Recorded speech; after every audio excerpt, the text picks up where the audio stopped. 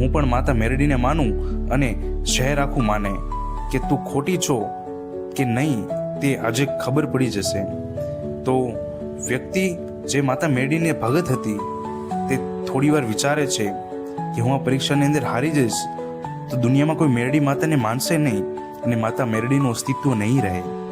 તે થોડી દુઃખી થઈ, પણ એની પાસે બીજો કંઈ રસ્તો ન હતો એટલે તેને ચુનૌતી સ્વીકાર કરી લીધી, પરીક્ષા કરવાનું નક્કી કરી લીધું.